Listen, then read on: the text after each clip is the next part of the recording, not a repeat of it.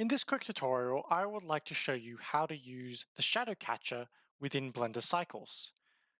Now, if you'd also like to learn how to do this in Blender Eevee, leave a comment down below.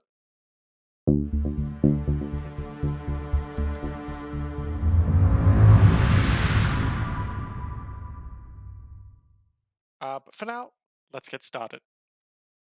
So first things first, we're switching the render engine from Eevee to Cycles. We can do that via the Render Properties tab here.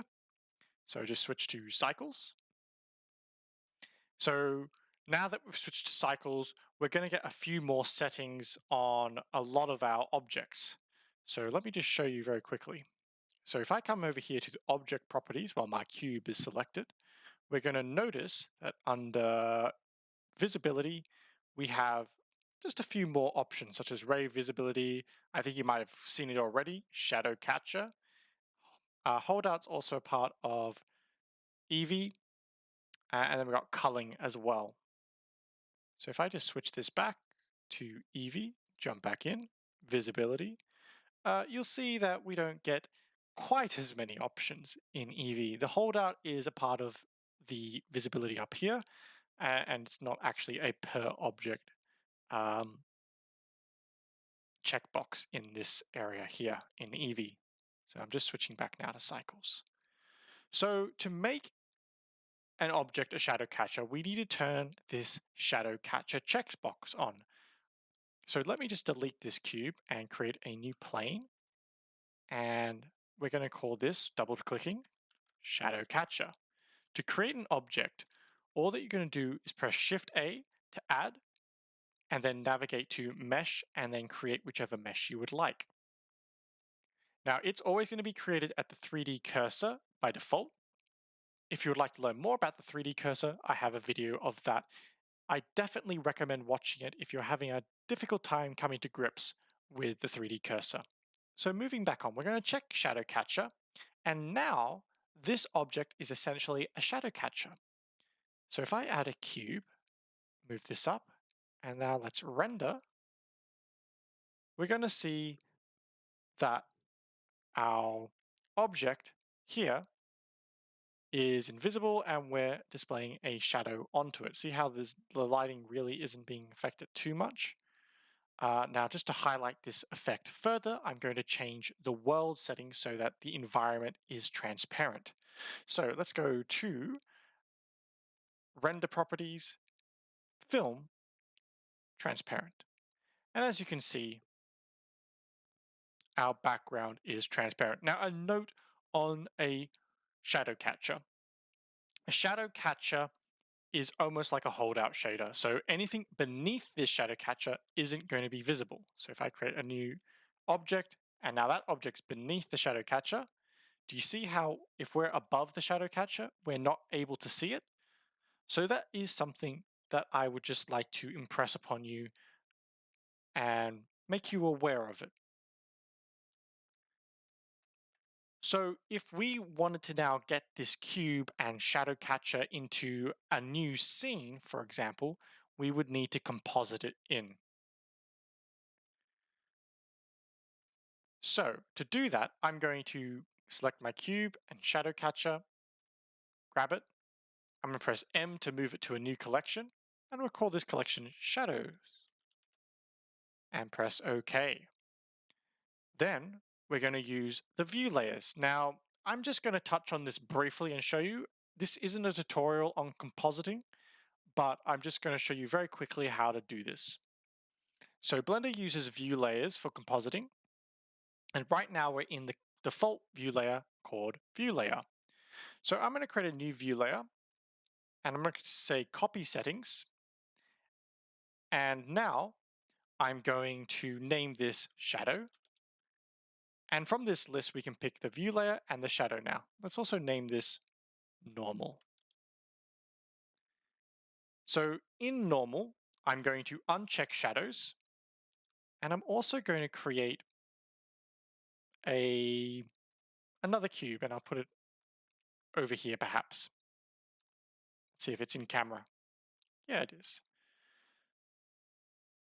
Next, in fact, I might put it down here So we have a cube sitting on another cube. Now this isn't probably what we would normally do, but I'm just going to do it just so that we have a good example to work off.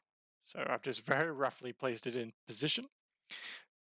Next, we're going to go to our shadow, and we're just going to turn off collection. Now, you also want to make sure that your light is in the scene. So let's just drag this light and we'll throw it into shadows. In fact, I'm going to leave it into this master collection. I'm just going to move the cube. We don't really have to because it's beneath the shadow catcher, but I'm going to move the cube by pressing M to its own collection as well. I'm going to call this environment. And I'm going to turn that off in shadow and turn it off, keep it on in normal. So now in going to the compositing node setup, let's say use nodes. This is our render layer node. This is set to normal by default. I'm just going to duplicate this by pressing Shift D, dragging it over here. And then I'm going to select this drop-down menu and select our shadow, which we created up here.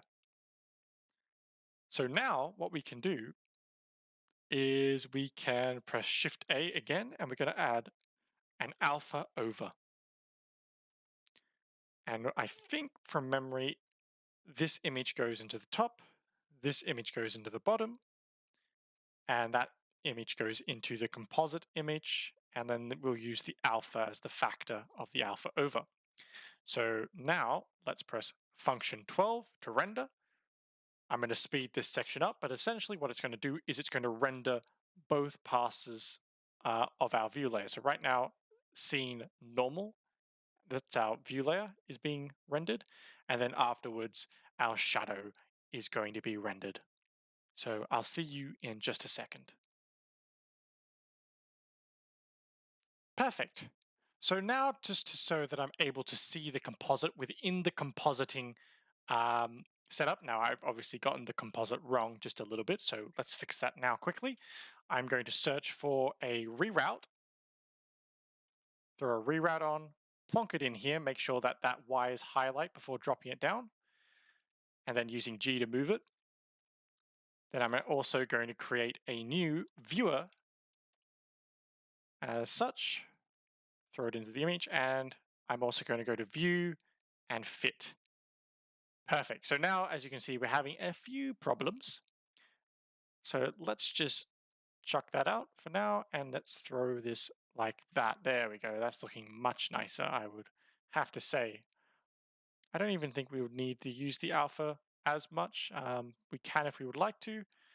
But as you can see, our cube is being composited on top of our environment, which is exactly what we're after.